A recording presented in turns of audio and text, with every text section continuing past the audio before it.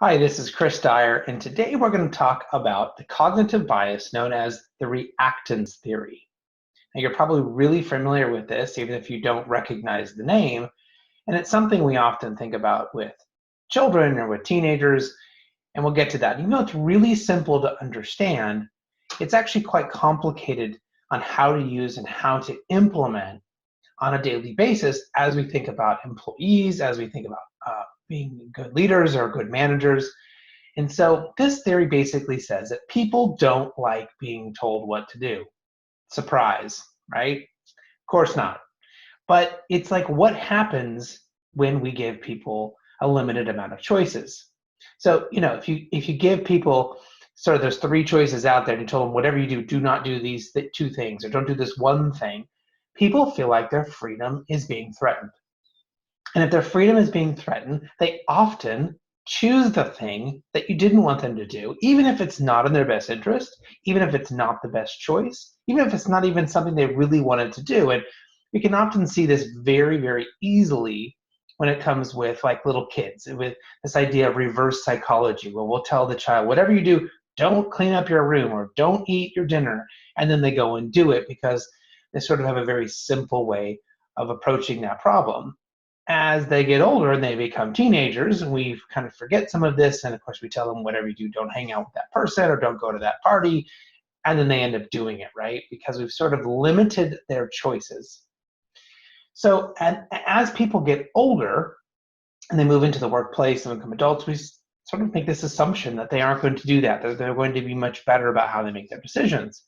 And so as leaders, what we can do to really combat this reactance problem is to make sure that we are helping people choose what they want. If they can't, then we're giving them choices that we're willing to live with. That there are maybe two or three things they can pick from. But making sure that we don't word things where we're telling them, whatever you do, don't do this thing. Because then they will feel like they kind of want to do this. I mean, this is like, why does somebody eat the food inside the refrigerator with the label on that says, do not eat this, it belongs to so-and-so, and then they eat it? That's reactance. They're being told not to do something, and they feel like their choices are being taken away from them.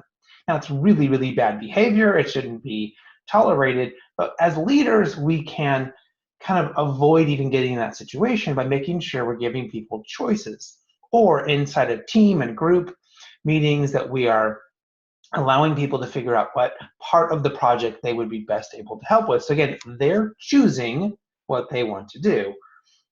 They choose the job, they choose to apply for a job, and they choosing to be in that position, and they're choosing to take on those responsibilities. And so that part's easy. But as we start to get into this more finance stuff, we have to think about not pigeonholing people and giving them essentially only one door to walk through, when really we should be asking them what they think is the best solution or the best choice. And if they don't know, we can make suggestions, we can offer information. But I've seen so many bad leaders say, you can't do this and you can't do that, now go figure out what you're going to do. And then people react in a way we don't want them to. So think about how you can use this as a kind of as extra credit.